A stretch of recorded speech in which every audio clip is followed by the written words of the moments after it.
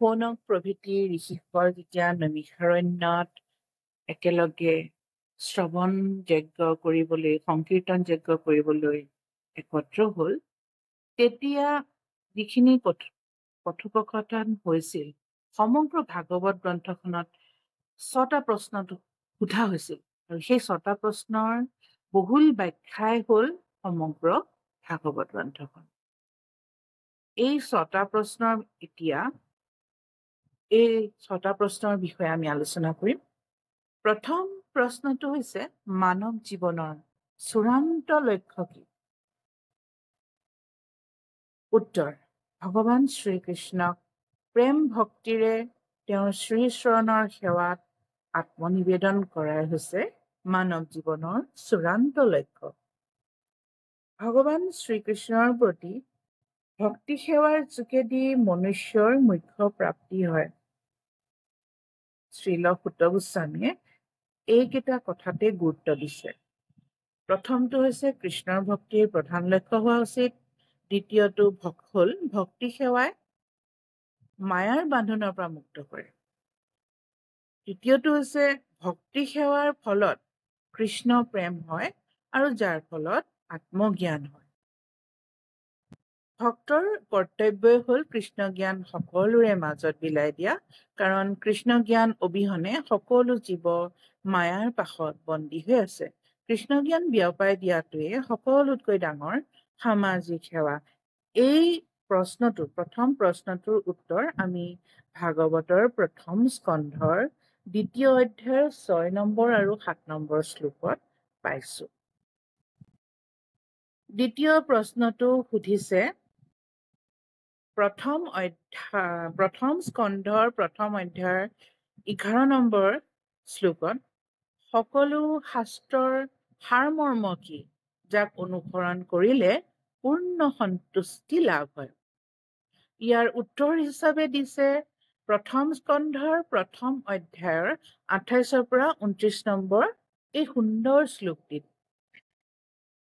বাসুদেৱা পৰবেদা বাসুদেৱা পৰমখা বাসুদেৱা পৰয়োগা বাসুদেৱা পৰপ্ৰিয়া বাসুদেৱা পৰম জ্ঞানম বাসুদেৱা পৰম তপঃ বাসুদেৱা পৰধৰ্মা বাসুদেৱা পৰগতি।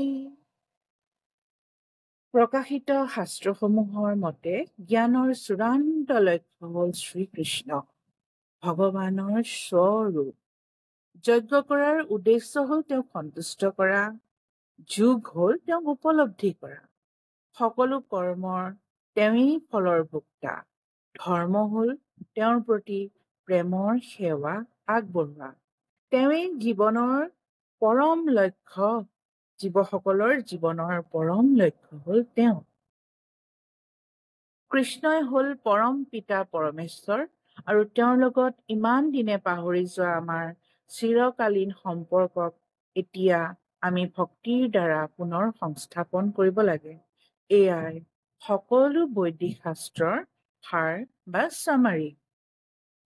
ভাগৱতৰ 2য় অধ্যায়ত বিশেষকৈ শ্লোক 6 পৰা 28 পৰ্যন্ত আমাক কৈছে যে শ্ৰীকৃষ্ণ আৰু তেওঁৰ সেৱাই হ'ল শাস্ত্ৰৰ মূল বাৰ্তা। তেওঁৱেই একমাত্ৰ পূজ্য আৰু ধৰ্মৰ শুদ্ধতা।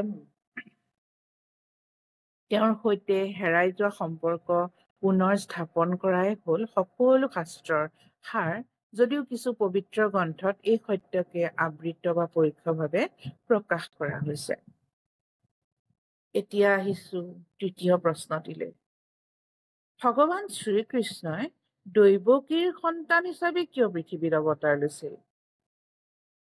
এইটো প্ৰথম স্কন্ধৰ প্ৰথম অধ্যায়ৰ 12 নম্বৰ শ্লোকত দিছে আৰু ইয়াৰ উত্তৰ ভাগৱতৰ প্ৰথম স্কন্ধৰ 2য় অধ্যায়ৰ 34 নম্বৰ শ্লোকত এই বুলি দিছে যে শুদ্ধ সত্যগুণীসকলৰ উদ্ধাৰ কৰাৰ অৰ্থে ভগৱান শ্ৰীকৃষ্ণই দৈৱকীৰ সন্তান হিচাপে পৃথিৱীত অৱতাৰ লৈছিল। আৰু গীতাৰ 4ৰ্থ অধ্যায়ৰ 8ম শ্লোকত এই বিষয়ে দিছে যে परित्राणाय साधूनां विनाशाय च दुष्कृतां धर्म संस्थापनार्थाय সম্ভৱামি युगे युगे। সাধুসকলৰ উদ্ধাৰৰ বাবে, অসৎ কাম কৰোতাসকলৰ বিনাশৰ বাবে আৰু ধৰ্মৰ নীতিসমূহৰ পুনৰ প্ৰতিষ্ঠাৰ বাবে মই প্ৰতিটো যুগতে আহি দেখা দিওঁ। যদিও কৃষ্ণই ইয়াত কৈছে যে তেওঁ অকল সাধুসকলৰ উদ্ধাৰ আৰু দুষ্টৰ দমনৰ বাবে অৱতাৰ গ্ৰহণ কৰে, এয়া মাত্ৰ কৃষ্ণৰ অৱতাৰৰ এটা বাহ্যিক কাৰণহে। শান্তক ৰক্ষা কৰিবলৈ তেওঁৰ নামেই যথেষ্ট, দুষ্টক দমন কৰিবলৈ তেওঁৰ শক্তিয়েই যথেষ্ট, আৰু ধৰ্ম সংস্থাপনৰ বাবে তেওঁৰ মহান ভক্তসকলেই যথেষ্ট। তেন্তে প্ৰশ্ন উঠে, কৃষ্ণই কিয় অৱতাৰ ললে? তেওঁৰ ভক্তসকলৰ মান ৰাখিবলৈকে তেওঁ অৱতাৰ ললে। সেইবাবে কৃষ্ণই অৱতাৰ গ্ৰহণ কৰাৰ আভ্যন্তৰীণ কাৰণটো হ'ল তেওঁৰ ভক্তসকলৰ লগত দিব্য প্ৰেমৰ আদান প্ৰদান কৰা আৰু অভক্তসকলৰ মন তেওঁৰ চৰণ কমলৰ প্ৰতি আকৰ্ষিত কৰা। এতিয়া আহিছো চতুৰ্থ প্ৰশ্নটিলৈ, য'ত সোধা হৈছে সৃষ্টিৰ সম্পৰ্কত ভগৱানৰ কাৰ্য কি আছিল? ইয়াৰ উত্তৰ হিচাপে প্ৰথম স্কন্ধৰ 2য় অধ্যায়ৰ 30 নম্বৰৰ পৰা 33 নম্বৰ শ্লোকৰ মতে ভগৱান বাসুদেৱে এই জগত সৃষ্টি কৰিলে আৰু তাৰ পাছত পুৰুষ অৱতাৰ হিচাপে তাৰ মাজত প্ৰৱেশ কৰিলে। ভাগৱতৰ 3য় আৰু 4ৰ্থ স্কন্ধত বিশ্বৰ সৃষ্টিৰ বিৱৰণ দিয়া হৈছে আৰু তাত কৃষ্ণই কেনেকৈ চূড়ান্ত সৃষ্টিকৰ্তা হিচাপে কাৰ্য কৰিছে তাৰ ব্যাখ্যাও কৰা হৈছে। তাৰ পাছত ব্ৰহ্মাক তেওঁৰ নামত অসংখ্য ব্ৰহ্মাণ্ড সৃষ্টি কৰিবলৈ নিযুক্তি দিছিল। পঞ্চম প্ৰশ্নটিলৈ আহিছো এতিয়া, কৃষ্ণৰ প্ৰতিটো অৱতাৰৰ কাৰ্যকলাপ কি আছিল? প্ৰশ্নটো সুধিছে প্ৰথম স্কন্ধৰ 1ম অধ্যায়ৰ 18 নম্বৰ শ্লোকত। ইয়াৰ উত্তৰ ভাগৱতৰ 1ম স্কন্ধৰ 3য় অধ্যায়ত দিছে শ্ৰীকৃষ্ণৰ অৱতাৰসমূহৰ বৰ্ণনা। আমি ইয়াত গম পাম যে ভগৱানৰ অনেক প্ৰকাশ আৰু অৱতাৰৰ মাজত শ্ৰীকৃষ্ণ সৰ্বোচ্চ। প্ৰথম স্কন্ধৰ 3য় অধ্যায়ৰ 28 নম্বৰ শ্লোকত কৈছে, এতে শাংশ কলা পুংশ কৃষ্ণস্তু ভগৱান স্বয়ং। অৰ্থাৎ ওপৰত উল্লেখিত সকলো অৱতাৰ হ'ল ভগৱানৰ অংশ বা অংশৰ অংশ, কিন্তু ভগৱান শ্ৰীকৃষ্ণই হ'ল সৰ্বোচ্চ ভগৱান। 6 নম্বৰ প্ৰশ্ন, অন্তিম প্ৰশ্নটো হৈছে, কৃষ্ণই এই জগত ত্যাগ কৰাৰ পাছত ধৰ্মীয় নীতি ক'ত পোৱা যাব?